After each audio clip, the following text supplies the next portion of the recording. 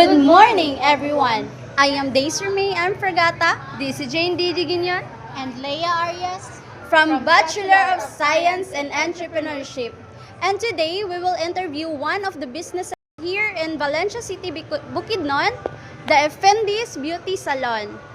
In this video, this will identify how traditional and modern management principles are practiced in the actual workplace.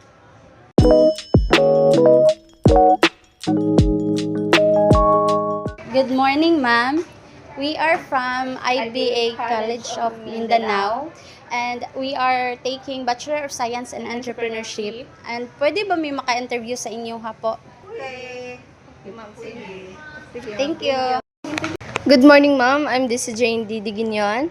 and I'm Leia Arias. Can we interview, ma'am, sa both of you? Okay. San pag guide 3 oh? Sige, ma'am. Here's my number one question, ma'am.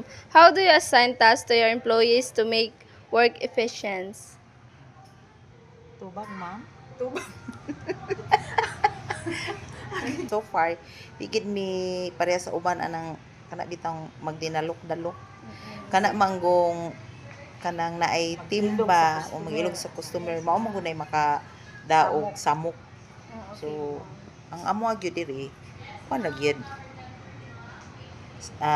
Good service is our business. Okay, ma'am. Thank you, ma'am. Number two, ma'am. How do you motivate your employees and maintain good teamwork? Magtinabang nga. Tinabangay gyud Oo. sa trabaho ana. Kanang labi na labi na kanang sa pagpanglimpyo. Limpyo.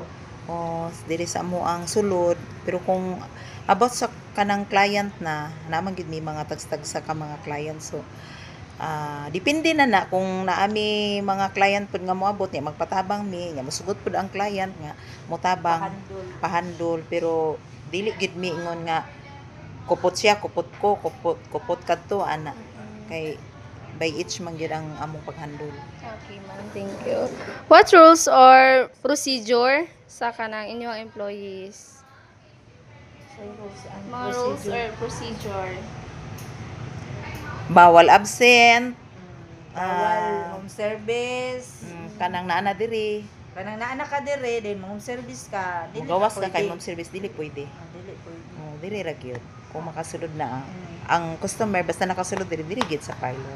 For ma'am, how do you handle problems or unexpected situation in the business? Sa mga problema Yes. sa business. Sa inyong partner mo? Kung naay mga problema kay dili mo kita Example, perfect. Kanang naay customer nga mo balik. Then mag-back job ba ana lugar. Trabaho gyud siya balik kay di man gyud naman kayan nga naagyoy mga back job sa trabaho. Labi na karon ang mga buhok, mga damage na kaayo. Mo gyud na. Avoid Para- kuan dayon kanang libak-libak ba. Kato si kuan Number 5, ma'am. What management practice has helped your business succeed? Ano to? Good business is our business. Unsa to? Yes. Kanang unsa yung kanang murag buhaton para ma-success din inyong business? Or inyong gibuhat para ma-success inyong business? Moto. Good service gyud. Service gud siya. Oh. Serbisyo nga totoo. Oo. Kung namang galing mga palpak, dili na pud na kay wala maningkamot palitan sa mo diri no parlor. Di gid mi mangandoy nga madaot ang buhok sa among client. So Kamot yun mi nga matarong yung good trabaho. service is our business. We observe human relationship in this workplace. Human relationship theory, popularized by Elton Mayo, focus on people, not just tasks. The owner values open communication, teamwork, and employees' motivation. Workers feels hard, support, and treated as important part of the business. Because of this, morale is high and productivity improves. In short, human relations shows that happy employees lead to a successful organization. Thank you. Bureaucratic management was observed because the organization follows strict rules, a clear hierarchy, and division of labor. task, authority, and responsibilities, and well-defined to ensure order, consistency, and efficiency in operations. We also observe scientific management in the workplace because the owner focuses on efficiency and productivity. Tasks are broken down into smaller pieces, and each worker is trained to do their specific job the best way.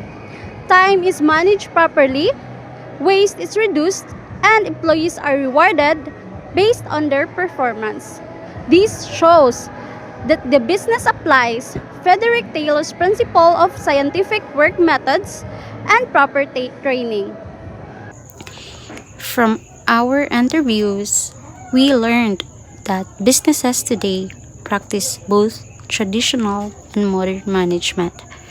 Traditional approaches are seen in rules, hierarchy, and task specialization to keep things organized. Modern approaches are seen in how owners value communication, teamwork, and employee motivation. This shows that management has evolved from just focusing on task and structure to also focusing on people. A good business needs both to succeed.